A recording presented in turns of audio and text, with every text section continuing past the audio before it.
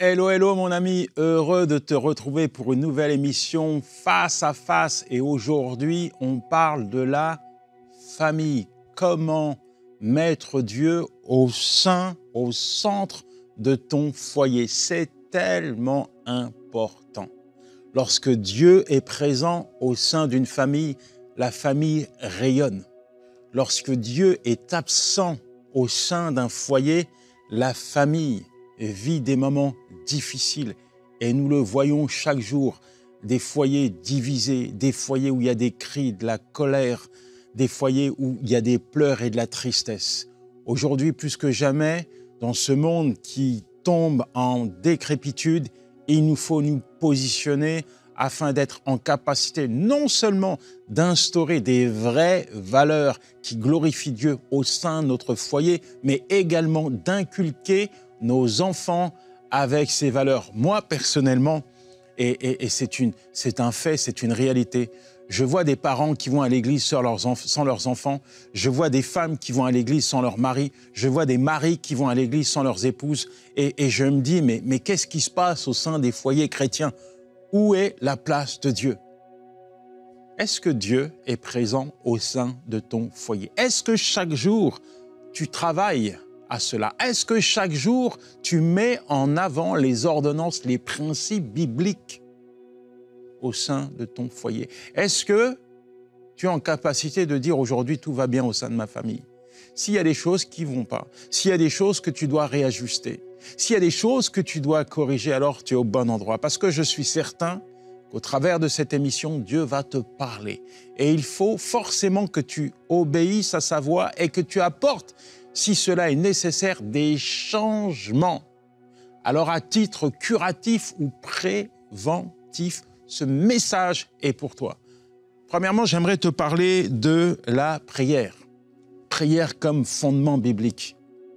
Il y a des parents qui ne prient pas pour leurs enfants, il y a des maris qui ne prient pas pour leur épouse, qui ne prient pas pour pour les enfants, et puis vice-versa. Et c'est pas possible. La Bible dit, si l'Éternel ne bâtit la maison, ceux qui la bâtissent travaillent en vain. Psaume 127, verset 1. La prière fait partie des briques que tu utilises pour construire ton foyer, pour bâtir une famille. La prière, la parole de Dieu, ce sont des fondements indéniables, des fondements qui vont te permettre de faire éclore un foyer stable, un foyer où Dieu est magnifié, glorifié, exalté. Et il faut impérativement, si tu es papa, si tu es maman, que tu instaures cela. Premièrement, la prière. Il faut que tu pries pour ton foyer. Même quand tout va bien, loue Dieu. Quand tout va mal, prie et persévère dans la prière. Tu sais, tout commence par la prière. Il y a des changements peut-être que tu ne peux pas effectuer dans la vie de tes enfants que Dieu peut accomplir au travers de ta prière. Il y a des changements peut-être que tu ne peux pas effectuer en parlant à ton mari que Dieu peut accomplir parce que tu lui as demandé. Et vice-versa, il y a des choses que peut-être tu veux changer dans la vie de ton épouse, tu n'y arrives pas, tu lui parles et tu te dis mais pourquoi elle ne m'écoute pas? Alors prie mon ami, prie, prie et prie. Dieu est l'architecte de ta famille. Dieu est l'architecte de ta maison. La parole de Dieu, doit être présente au sein de ton foyer. Tu vois, il ne s'agit pas de négliger la parole de Dieu. Il s'agit d'appliquer la parole de Dieu. Dans chaque aspect de ta vie, tu dois refléter, si tu es papa, si tu es maman, la parole de Dieu. Il doit y avoir de l'amour, il doit y avoir de la paix, il doit y avoir de la générosité, de la bonté. Je me souviens de ce gamin que j'ai rencontré en prison. Et il me dit, j'ai grandi dans un foyer chrétien. Et à un moment donné, parce qu'il n'y avait pas d'argent à la maison et que mon père et ma mère me parlaient tout le temps de Dieu, j'ai quitté le foyer. J'ai commencé à faire des bêtises, je me retrouve en prison. Mais Yanis, quand j'ai vu mon père et ma mère venir me voir dans cette prison, quand je les ai observés en train de pleurer sur mon sort, c'est là que j'ai compris que le plus grand trésor qu'ils avaient, c'était de me partager les valeurs de Dieu. Même si on était pauvre, qu'on n'avait pas d'argent, j'ai réalisé que mes parents m'avait tout donné en me partageant la parole de Dieu, en priant pour moi. Et c'est des regrets, des remords que j'ai maintenant. Mon ami, ne sous-estime jamais ce que Dieu est capable d'accomplir au travers de tes prières. Ne sous-estime jamais ce que Dieu est capable d'accomplir au travers de ce que tu lui demandes. Même si aujourd'hui tes enfants se sont égarés, même si aujourd'hui ça ne va pas dans ton foyer, ce n'est pas une raison pour abandonner les principes bibliques. Continue de construire, continue de prier. Il n'y a rien de plus beau, il n'y a rien de plus magnifique, il n'y a rien de plus extraordinaire que de voir un père, une mère s'unir dans la prière pour prier pour leurs enfants. Et il n'y a rien de plus beau, il n'y a rien de plus extraordinaire que de voir des parents appliquer la parole de Dieu.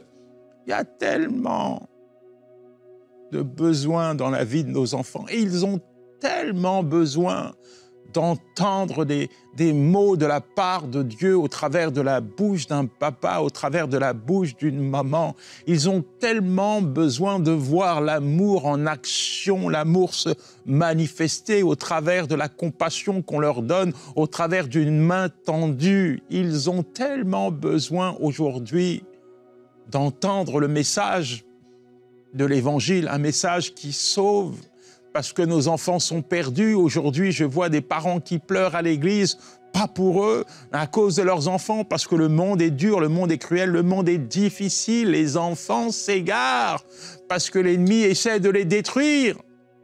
Alors il faut prier. Quand tu élèves la voix vers Dieu, en fait, tu élèves un mur de protection invisible. Tu permets à Dieu d'entrer en scène, tu permets à Dieu de poser sa main sur tes enfants, de garder ton foyer. Il faut que tu prennes position, même si c'est dur, même si c'est compliqué. Sois comme Josué, moi et ma maison, nous servirons l'Éternel, même si tu ne vois pas cette parole s'accomplir au sein de ton foyer parce que tes enfants sont absents. Décrète, confesse, proclame chaque jour que tes enfants appartiennent à l'Éternel, que toi et ta maison, vous servirez l'Éternel. Et il faut tenir ferme, il faut résister dans la prière, il faut persévérer dans la prière, il faut laisser Dieu faire surtout. Parfois on est maladroit, parfois on ne sait pas faire, parfois on fait des choses qu'on regrette après. Mais si nous laissons la parole de Dieu guider nos actions, alors nous nous apercevons que pour les maux, les douleurs qu'endurent nos enfants, il y a une réponse adaptée dans la parole de Dieu. Moi, j'aime une personne, c'est Anne. Dans 1 Samuel 1, versets 27 à 28, il est question que, tu connais la vie d'Anne, elle était stérile, c'était compliqué pour elle, elle subissait les moqueries et à un moment donné, elle exprime une prière à Dieu, elle lui demande un enfant et elle dit, si tu me donnes un enfant, Seigneur, je te le consacrerai. Et Dieu lui accorde un enfant, Samuel, et elle va aller et elle va offrir Samuel à Dieu, utilise-le. Et tu vois, je crois que le souhait le plus cher d'un père ou d'une mère, c'est de voir son enfant être utile à Dieu. En tout cas, en tant que père, c'est ma prière. Seigneur, utilise mes enfants, c'est toi qui me les as donnés et ils t'appartiennent. Mais en tant que père également, ma responsabilité est d'inculquer les valeurs bibliques à mes enfants, de leur transmettre ces valeurs. Et non seulement je dois leur transmettre, mais je dois également être un digne représentant des valeurs et des principes que je leur transmets. Et il ne s'agit pas de décrédibiliser la parole de Dieu au travers d'une vie qui ne reflète pas les enseignements, les principes bibliques. Il faut que je sois un bon témoignage pour mes enfants. La manifestation de l'amour de Dieu, la manifestation du pardon de Dieu, la manifestation de la compassion de Dieu. Je ne peux pas oublier ce que Dieu a fait dans ma vie. Il faut que je me ressasse tout ce qu'il a fait dans ma vie pour être en capacité d'appliquer cela dans l'éducation que je donne à mes enfants. S'ils tombent, je ne peux pas oublier qu'un jour j'étais à terre et que Dieu m'a relevé. S'ils transgressent mes directives, je ne peux pas oublier qu'un jour, j'ai transgressé la parole de Dieu et qu'il m'a pardonné. Si parfois ils me tournent le dos, ils font des choses qui m'attristent, je ne peux pas oublier qu'un jour, j'ai tourné le dos à Dieu, que je lui ai demandé pardon et qu'il m'a pardonné. S'il s'égare, je ne peux pas oublier qu'un jour j'étais égaré et que Dieu est venu me chercher. Alors je vais les chercher. S'ils sont dans une situation compliquée, je ne peux pas oublier qu'un jour j'étais dans une vallée et que Dieu est venu pour m'en délivrer. S'ils pensent qu'ils ne sont pas dignes parce qu'ils ont fait des choses pas bien, parce qu'ils ont attristé mon cœur, je ne peux pas oublier qu'un jour l'amour de Dieu a résonné dans mon cœur. Et si je suis ce que je suis, c'est juste par sa grâce. Alors je me dois également d'être en capacité de retransmettre ces valeurs, de retransmettre de l'amour, de retransmettre de la paix, de retransmettre de la joie, de retransmettre de la compassion à mes enfants. Mais derrière cela, je ne peux pas oublier que les fondements, les principes bibliques doivent être appliqués au sein de mon foyer. C'est Dieu qui doit régner. Alors je prie. Je prie. Et peut-être qu'aujourd'hui, tu as négligé cela. Tu es parent, tu es tellement pris dans une spirale de travail, tellement pris émotionnellement par des situations compliquées, il n'y a rien qui va, tu as négligé la prière, tu as négligé la parole de Dieu. Et aujourd'hui, ça ne va pas. Tu as l'impression que ton foyer est en train de se dissoudre, de se disloquer, mais ce n'est pas trop tard. Tu appartiens à Dieu. Je décrète et je proclame que ton foyer appartient à Dieu. Et si Dieu bâtit ta maison, il n'y a personne qui peut la détruire. Si Dieu bâtit ta maison, la tempête peut surgir.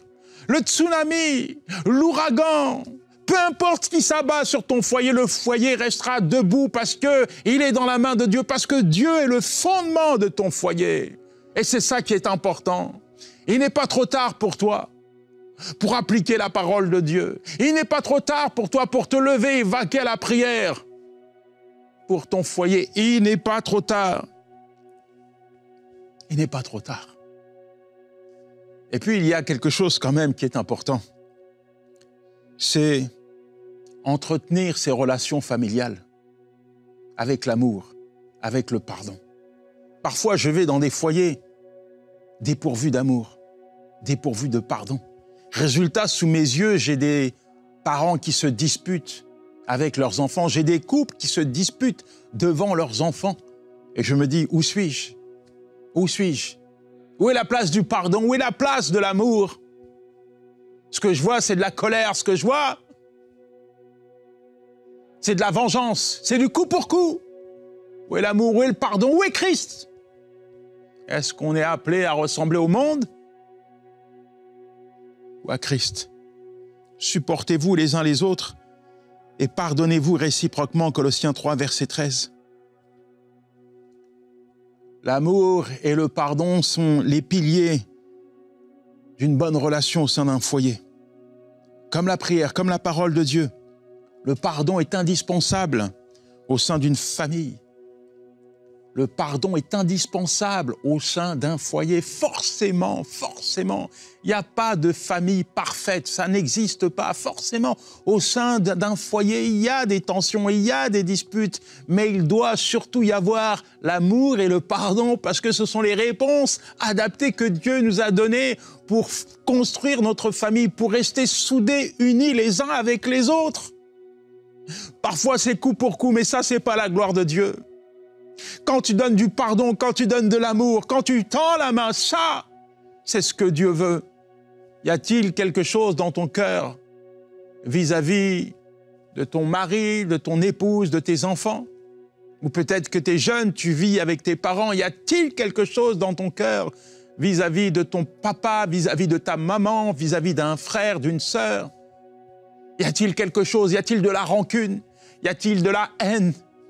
Tu vas peut-être à l'église, tu chantes Alléluia, gloire à toi Seigneur, j'aime ta parole, mais est-ce que tu l'appliques dans ta vie? Telle est la question pour toi. J'aime examiner les Écritures et je m'aperçois que le pardon, il est partout.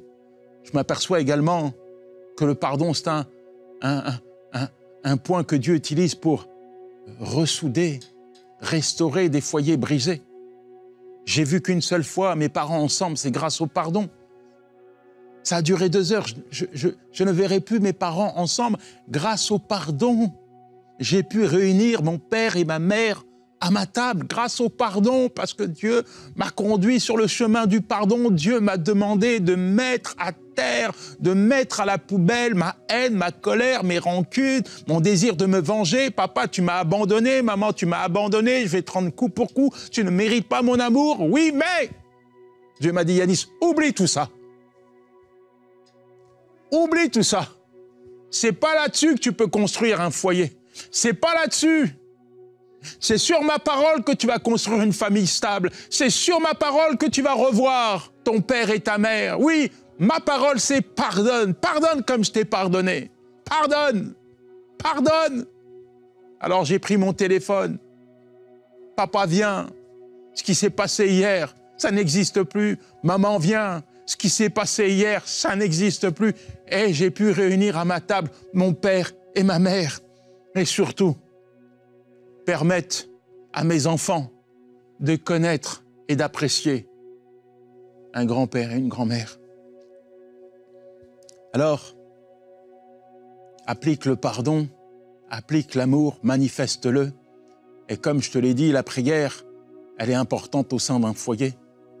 Quand je vois une famille qui prie, alors je me dis, cette famille est inarrêtable. À partir du moment,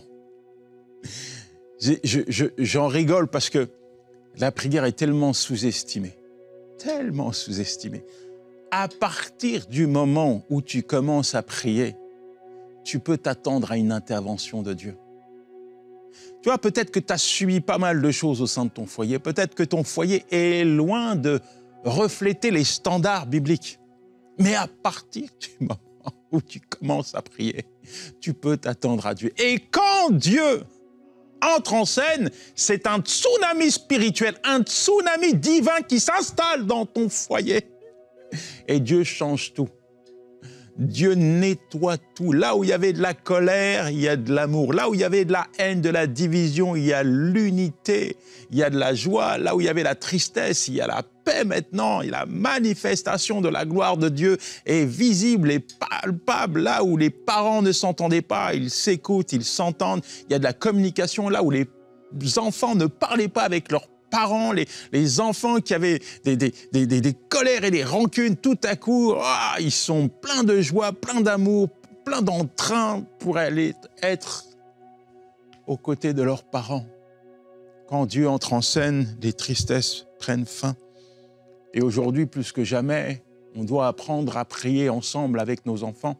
Ce sont des valeurs que nous leur transmettons. Aujourd'hui, plus que jamais, quand on affronte les réalités de la vie, même si tout va bien, et tant mieux si tout va bien au sein de ton foyer, il n'en demeure pas moins qu'il y a bien des défis qui se présentent chaque jour au quotidien, soit les défis des enfants, les défis des parents, soit des choses qui nous affectent. Nous devons les affronter ensemble, unis dans la prière. À partir du moment où il y a une famille où deux s'unissent, je dis deux s'unissent dans la prière, c'est le ciel qui s'ouvre sur le foyer, c'est la manifestation de la puissance de la prière, oui, qui se déploie dans leur vie. Alors, il faut que tu pries. Il faut que tu pries et il faut impérativement que tu puisses prendre le temps de prier.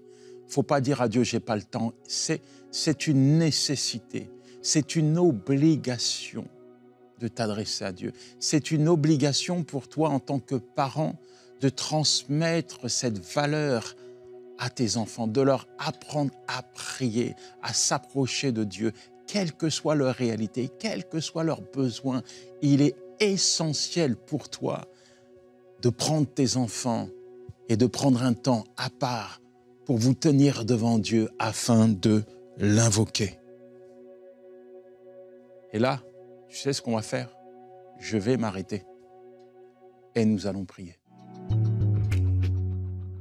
La Bible dit « Rendez grâce en toutes choses, car c'est la volonté de Dieu à votre égard. » 1 Thessaloniciens 5, verset 18.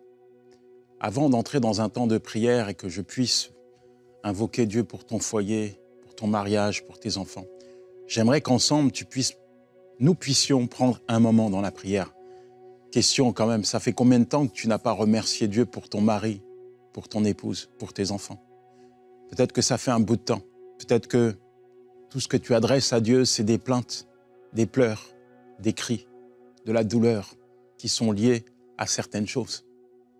Moi, je veux t'encourager maintenant, juste à prendre un temps pour remercier Dieu. Parce que la vérité, c'est que à partir du moment où tu commences à louer et exalter Dieu, tu ouvres cette prière à la manifestation de la puissance de Dieu dans ta vie. Il n'y a rien de plus puissant que la gratitude. Alors, commence à remercier Dieu. Seigneur, merci. Merci pour mon épouse, Seigneur. Tu l'as choisie, tu l'as placée à mes côtés. Merci pour qui elle est. Merci, Seigneur, pour mon mari. Merci pour qui il est. C'est toi, Seigneur, qui l'as façonné. C'est toi qui l'as créé. C'est toi qui l'as placé à mes côtés. Merci, Seigneur, pour sa vie. Seigneur, merci pour mes enfants. Merci, Seigneur, parce que tu les bénis. Merci, Éternel, parce qu'ils t'appartiennent. Merci, Seigneur, parce que tu as une œuvre à accomplir dans leur vie. Seigneur, je veux te louer, je veux te célébrer, Seigneur, parce que je sais que l'œuvre que tu vas accomplir au travers d'eux, Seigneur, elle est belle, elle est magnifique. Seigneur, merci pour ma famille.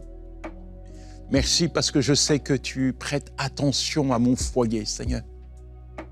Tout ce que je vis, tout ce que je traverse, Seigneur, tu le vois. Tu sais, tu connais toutes choses. Seigneur, je te loue parce que tu es celui qui m'accompagne. Tu me promets de pourvoir, de répondre à tous mes besoins, aux besoins de mon foyer avec gloire et richesse. Éternel, mon Dieu, habite dans ma maison. Elle t'appartient. Seigneur, viens régner, viens mettre ta paix, viens mettre ta joie, viens mettre le bonheur au sein de mon foyer parce qu'il t'appartient. Père éternel, alors que ton enfant est en train de te remercier, moi je t'invoque afin qu'au travers de cette gratitude, Seigneur, qu'il exprime, tu puisses, Seigneur, non seulement agir dans sa vie, mais lui montrer qui tu es. Que cette parole que je lui ai partagée puisse, Seigneur, faire le délice de son cœur. Qu'il puisse voir et constater que tout ce que tu dis, Seigneur, tu le fais. Tu es tellement fidèle. Tu n'ignores pas, Seigneur, la vie de ta fille, la vie de ton fils, Seigneur. Tu n'ignores pas ce qu'ils sont en train de traverser, d'affronter comme épreuve aujourd'hui, Père. Peut-être qu'il y a la division au sein du foyer. Peut-être qu'il y a plus de communication au sein de leur couple. Peut-être que leur mariage, Seigneur, est en péril. Tu n'ignores en rien, Seigneur, les réalités. Peut-être qu'elles sont financières. Peut-être qu'elles sont physiques. Il y a la maladie qui s'est installée quelque part, Seigneur. Tu n'ignores en rien, Seigneur, l'état du foyer. Peut-être que c'est la tristesse, la douleur, Seigneur, qui s'est installée. Il n'y a plus de bonheur, il n'y a plus de paix, il n'y a plus de joie, il n'y a plus d'amour. Peu importe, Seigneur, moi, je sais ce que tu es capable de faire. Moi, je sais ce que tu dis, Seigneur, dans ta parole. Tu es le Dieu qui répond à tous nos problèmes. Tu es le Dieu qui répond à chacun de nos problèmes. Alors, je te demande d'agir, Seigneur. Je sais, Seigneur, que tout ce que ta bouche dit, ta main l'accomplit, Seigneur. Je sais que tout ce que tu dis, tu es capable, Seigneur, de le faire et nous sommes appelés à l'expérimenter. Alors, manifeste-toi, Père. Manifeste-toi au sein du foyer, Seigneur. Là où les enfants se sont égarés, va les chercher, mon Dieu. Je t'en supplie. Va les chercher. Je commande à l'ennemi de lâcher prise. J'ordonne au diable d'enlever ses mains sales sur la vie de nos enfants. Que ta gloire éclate dans leur cœur. Que ta gloire éclate dans leur cœur, qu'ils puissent prendre conscience de leur état et revenir, Seigneur, au sein de leur famille. Merci, Seigneur. Merci pour l'œuvre que tu vas accomplir. Chacun d'eux, Seigneur, est un instrument entre tes mains. Chacun d'eux t'appartient. Chacun d'eux a un prix, une valeur à tes yeux. Alors je sais, Seigneur, que tu vas faire quelque chose dans leur vie, Père. Parce que tu n'abandonnes pas, Seigneur, tes enfants. Parce que lorsque le malheureux crie, Seigneur, tu l'entends et tu le délivres et tu réponds à ses besoins. Père, manifeste-toi au sein des foyers.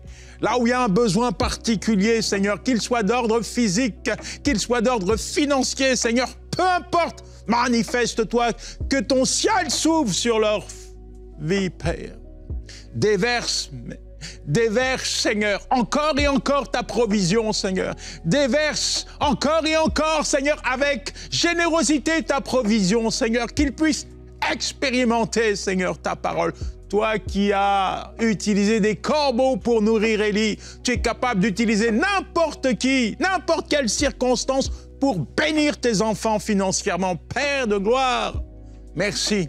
Là où il y a la maladie, Seigneur, tu guéris, Seigneur. C'est pas moi qui le dis, c'est ta parole qui le dit. Alors je crois, Seigneur, que tu es capable de guérir le corps de celui qui est malade. Je crois que tu es capable, Seigneur, de restaurer également les foyers brisés. Je crois que tu es capable de restaurer les couples brisés. Je crois que tu es capable de restaurer, d'unir, Seigneur, les couples, Seigneur, qui ne s'entendent plus. Qu'à partir d'aujourd'hui, Seigneur, ta gloire se manifeste. Qu'à partir d'aujourd'hui, ta paix s'installe, ta joie s'installe, ton amour s'installe, ton unité s'installe. Qu'à partir d'aujourd'hui, Seigneur, chaque foyer puisse briller, resplendir, Seigneur, manifester ta présence, Père. Qu'à partir de maintenant, Seigneur, les voisins, les familles, Seigneur, puissent voir et constater au sein des foyers qui étaient brisés que tu as accompli une œuvre, Seigneur, que le monde puisse voir au travers, Seigneur, de ces foyers, que tu es vivant, que ceux qui se tournent vers toi sont appelés, destinés à expérimenter quelque chose de puissant, quelque chose de glorieux de ta part, Seigneur. Tu es vivant, Seigneur, et tu agis maintenant au sein des foyers. Je prie pour les couples qui ne s'entendaient plus, qui n'allaient plus à l'église ensemble, qui ne priaient plus ensemble. Je prie, Seigneur, pour quelque chose de nouveau. Je prie, Seigneur, pour que cette flamme soit ravivée, Seigneur. Ce zèle, Seigneur, cette passion pour toi s'installe au sein des couples. Qu'à partir de maintenant, chaque couple puisse décider de prier ensemble pour la famille. Chaque couple puisse décider, Seigneur, d'appliquer ta parole au sein de leur famille. Merci, Seigneur, parce que tu touches les cœurs. Maintenant, tu agis, Père, dans le nom puissant de Jésus. Amen, amen et amen. Qu'à partir de maintenant, tu puisses te positionner comme Josué, toi qui es papa, toi qui es maman, qu'à partir de maintenant, tu puisses prendre la décision que toi et ta famille, vous appartenez au Seigneur. Toi et ton foyer, vous appartenez à Dieu. Qu'à partir de maintenant, tu puisses endosser ta responsabilité de papa et de maman et de prier et de manifester les principes bibliques au sein de ton foyer. C'est ton devoir, c'est ta responsabilité. Et quand tu ouvres la porte à Dieu, attends-toi à la manifestation de la gloire de Dieu au sein de ton foyer. Il en sera ainsi. Que Dieu te bénisse. Ciao. C'était Yanis Gauthier.